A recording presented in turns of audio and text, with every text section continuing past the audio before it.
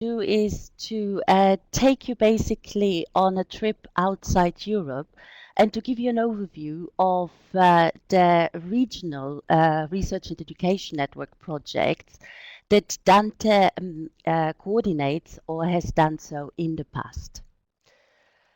If we take a look at the global connectivity map, we can say that GEANT is by far the best connected network in the world. And over the last 4 years, the number of non-European countries reached by GEANT has basically doubled from nearly doubled from 36 to 66. And basically, that's exactly where the regional networks come into play.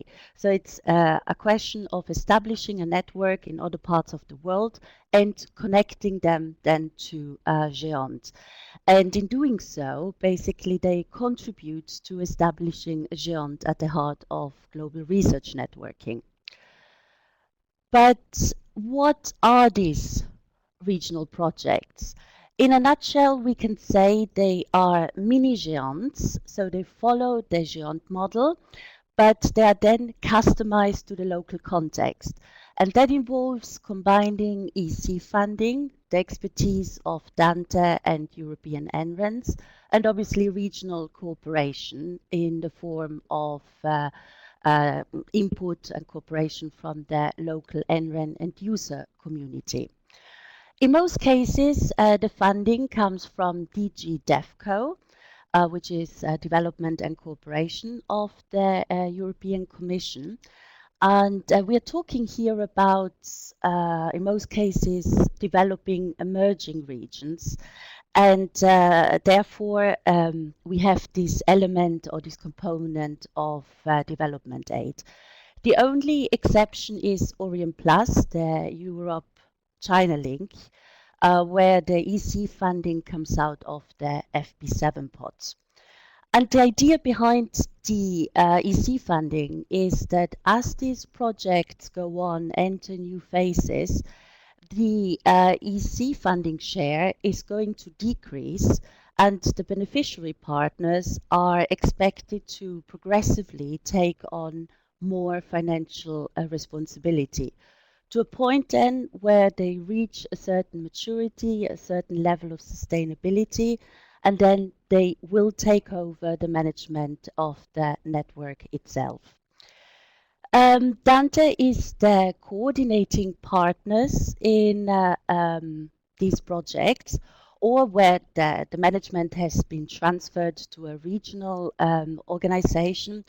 Dante is still involved providing consultancy services.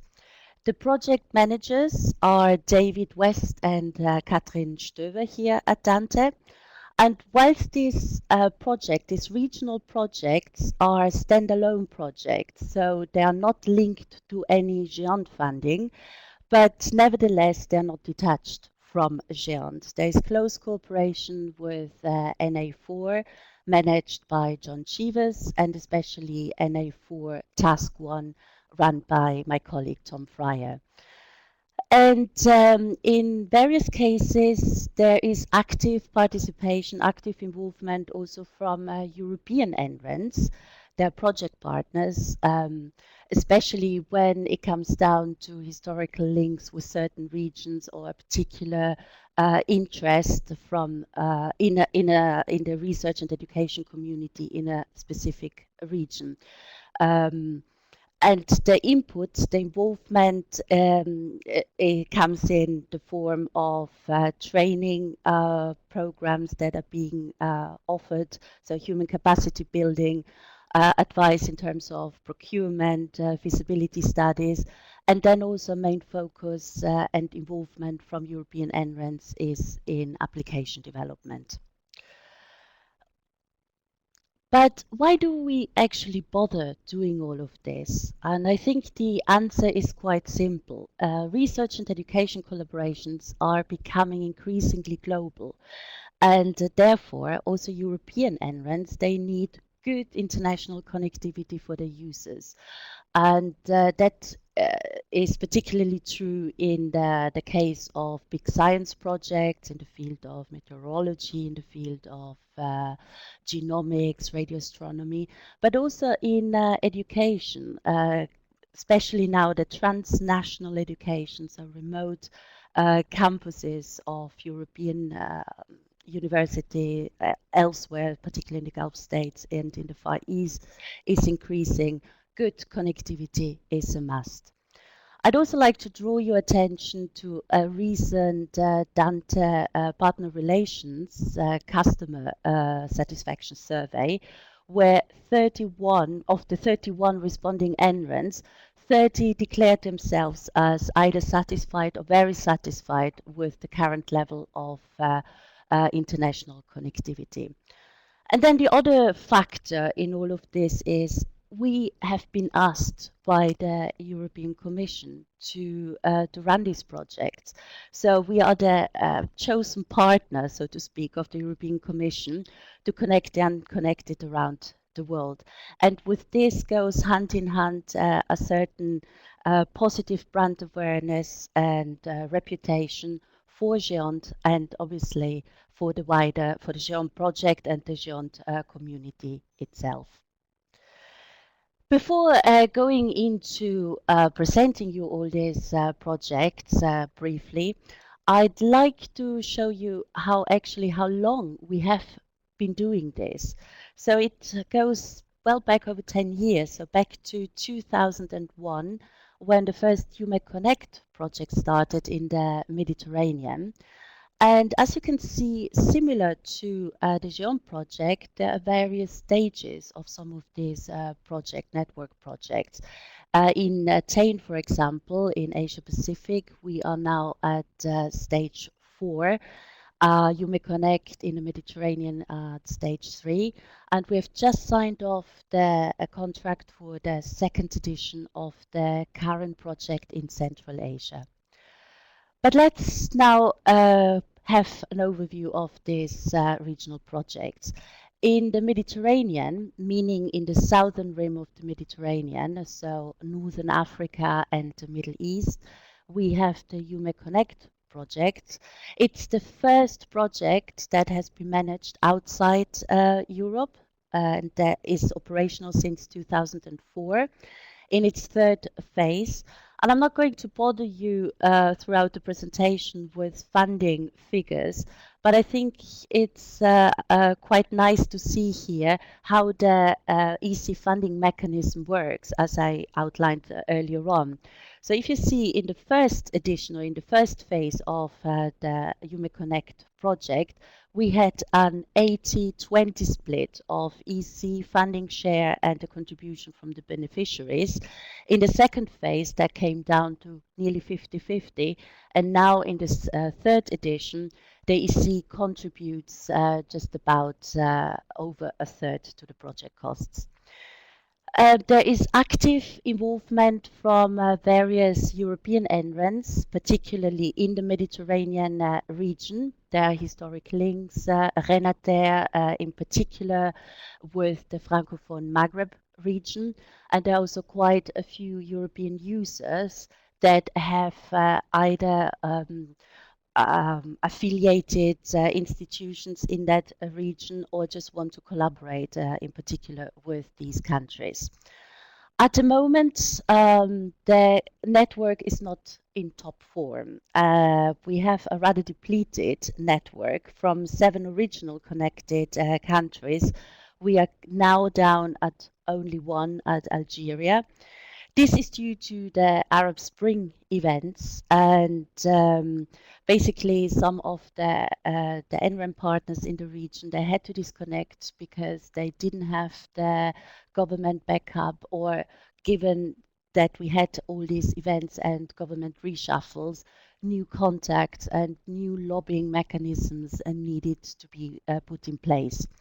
But in any case, efforts are well underway to basically get the project in a better shape.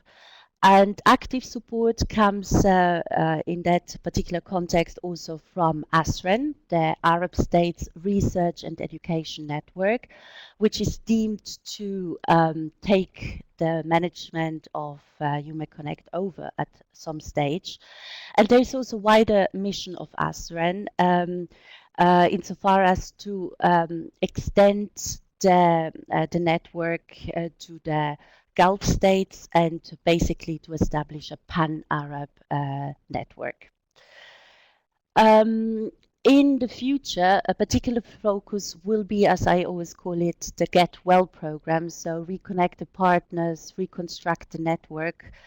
And in doing that, we work very closely with the EC delegations in the countries, with European NRANs and users here in Europe, and in the region to assist the NREM partners in their lobbying activities with their own national funding bodies. And thanks to ASREN, we have now also a better relationship with the Gulf states. And we support, for example, also ASREN in becoming a networking organization in their own right. We have supported the establishment of the ASREN London POP. And we are looking also together with Ankabut, which is the NRAN in the Emirates, to see whether it would be feasible to establish a regional research and education hub in Fujairah and interconnect it then to Géant. And then there are already plans underway to look beyond HumanConnect 3, so to get additional funding for the next stage. Moving now on to Central Asia, we have the CAREN project. As I said earlier on, this is now in its second edition. A bit peculiar here, as I said earlier on, usually the funding share of the EC decreases, but for this second edition, which is at the moment only for 1 year, the EC funding share has actually gone up from 80 to 90%. And this is mainly in recognition of the fact that most of the partner countries, partner NRANs in the region, so especially Kazakhstan, Kyrgyzstan and Tajikistan, they suffer from the lack of government support and government funding. In the next 12 months, focus will be on organizing the first CAREN regional conference in May next year in Kazakhstan. And this is supposed to be mainly a lobbying event to reach out to the national political and financial decision makers. And then we are trying to negotiate with the European Commission an extension of CAREN 2 and to basically package it up as a longer term project, not just a 1-year project. Now, China.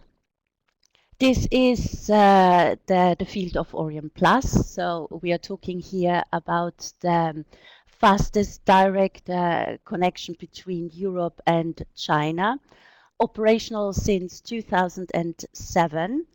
The second edition, ORIENTplus, runs until December 2014. And the link has been upgraded at the beginning of the year to 10 gigs. And the upgrade, I would say, was definitely demand driven because there are very bandwidth demanding applications, particularly in the field of meteorology and astrophysics. There is also a large involvement of NRANs of the Géant community, and that also indicates the importance of China for collaborations with Europe. The link itself is hybrid, so it can carry both IP and point-to-point traffic. The focus in the future will be to look beyond ORIENTplus to see how we can extend it with our Chinese partners, and then obviously to get more users on the link itself and promote also the usage of point-to-point service. Moving now on to Sub-Saharan Africa, we have the AfricaConnect project run by Katrin Stöver. This is a project that is coordinated obviously by Dante, but in conjunction with the UbuntuNet Alliance, which groups the Southern and Eastern African NRENs. And the main objective is to establish a regional research and education network in that particular region. Because so far, any intra-regional traffic had to go via London and Amsterdam. So the network is not compared to the other regional networks I just outlined, not up and running, but is in the process of being established. So at the moment, or up to now, efforts have gone into the procurement of the connectivity capacity and the required equipment. And this procurement phase was carried out in 2 phases. In future, or over the next 12 months, the focus will be on completing the rollout of the phase 1 connectivity, and then finalize also the procurement completed for phase 2 and implement new links. And then also look into ways of continuing beyond the current phase with the UbuntuNet Alliance. There are also already some initial discussions underway with the European Commission to think about a Pan-African umbrella project, which would include also AfricaConnect, Sub-Saharan Africa. But this is early stage, but it's certainly a way of continuing. Asia Pacific, we have the TEIN project, which promoted from a bilateral link between France and South Korea in 2006 to a regional network. It is certainly one of the regional networks with the largest geographical footprint. It has been managed by Dante since its beginning, and then handed over in September 2012 to TEIN Star Cooperation Center, or shortly we call it TEIN Star CC. They are a South Korean-based non-for-profit organization, so an Asian-led organization that has taken over the responsibility for the network, and they're currently managing the new phase, TEIN 4, until 2006, still with EC funding. Dante is still involved. We have a consultancy agreement with TEIN Star CC as they requested some kind of additional support during the transition phase. And the supports this kind of consultancy services. They encompass procurement advice, financial planning guidance, and also promotional support. And we have a very active EC project officer who is happy already to discuss the funding for the next phase, which will be TEIN 5.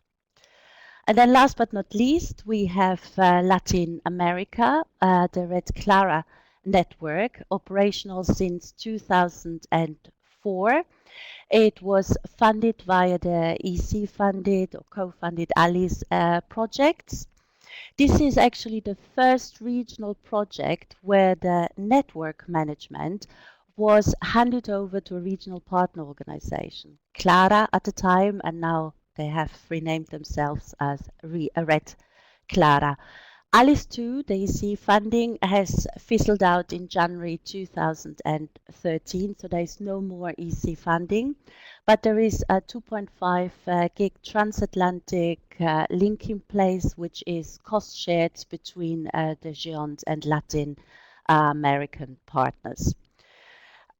This particular link is at the moment being reprocured and upgraded, and we hope this is going to materialize at the beginning of next year, and we have an upgraded transatlantic link of 5 gig. And Dante is also involved in the El Sira project, particularly my colleague Tom Fryer, which tries to encourage the rollout of end-user services such as EduRoam and EduGain in Latin America. And there are lobbying activities on the way to get to a second phase of this project and to involve potentially also other world regions. So now I have given you an overview of all these regional networks, and I thought I also wanted to let you know what my own involvement in all of this is. So I'm part of the international relations and communications team here at Dante, and I provide marketing and PR support to these projects, particularly to CAREN, to AfricaConnect, TEIN, and ORIENTplus. And what I'm trying to do is to assist the NRENs in the region to sell the benefits of the network to their own users. And by doing that, we adopt an application-based approach. So we, in conjunction with the NRENs in the region, in conjunction with the NRENs also in Europe, we are trying to identify collaborative programs in the field of research and education. So where we have participants both in Europe and in a particular region. And we then try to get a better understanding of the data communications network, data communication needs of these collaborations, and try then to explain how regional or advanced research and education networks can meet these needs. And this basically then all feeds into case studies where we are trying to do that. Given that we are also talking about regions where the Millennium Development Goals are high on the agenda, we also focus on applications with high societal benefit and relevance to the region. So, for example, desertification studies in the Mediterranean, or e-health and e-learning.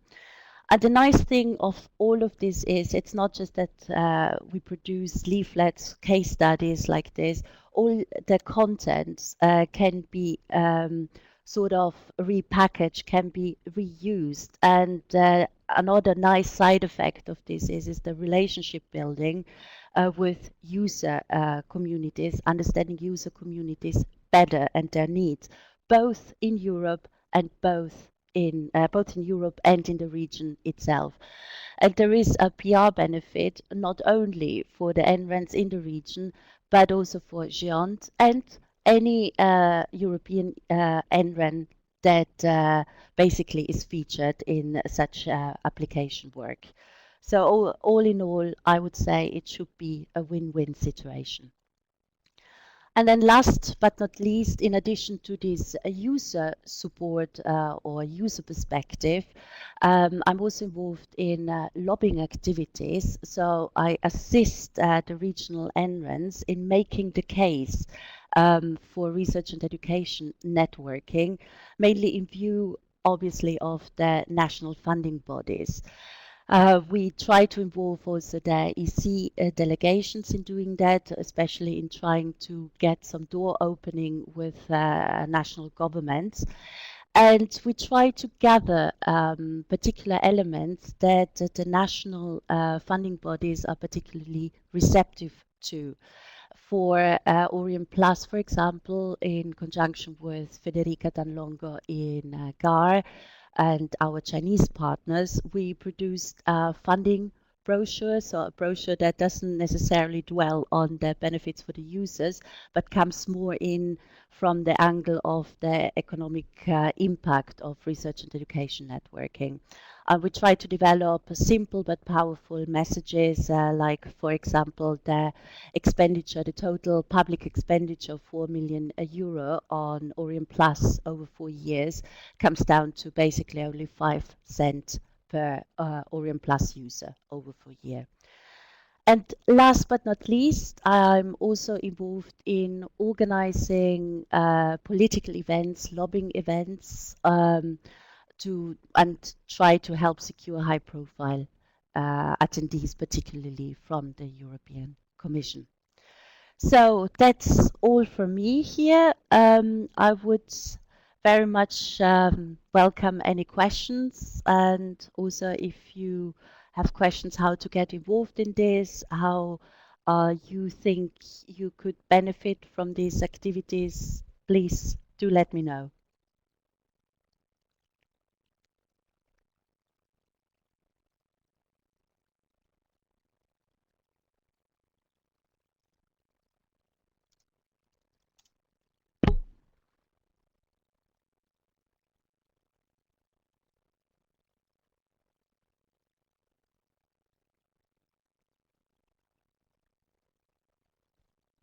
You're very welcome. I mean, in particular, I just wanted to say, if you, for example, get approached by one of your users in your countries that would like to link up to a certain institution in a particular region, we are more than happy to make that introduction via our relationships with the regional NRENs there. It has happened in the past, especially with remote campuses these days.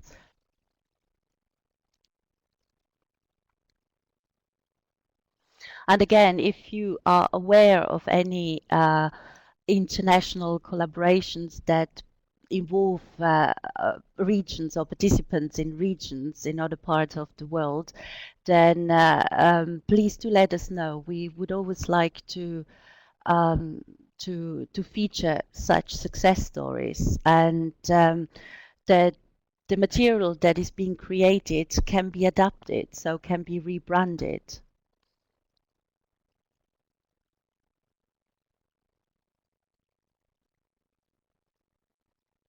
So if there are no other questions, I would hand over to Brooke to wrap it all up.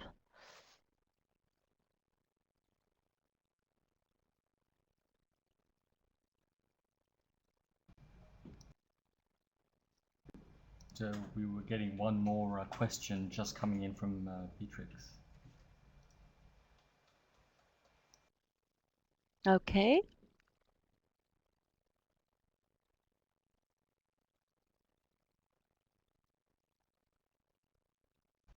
Thank you very much, Helga, for your time, and I'm sure that people will follow up with any questions that they have in relation to marketing and lobbying in the wider Géant community.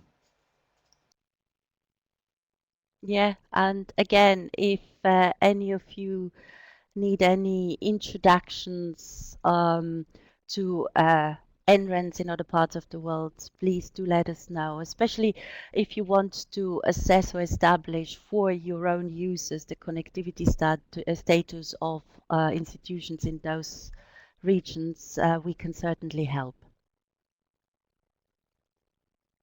Very much, and apologies again for the wobbly start here.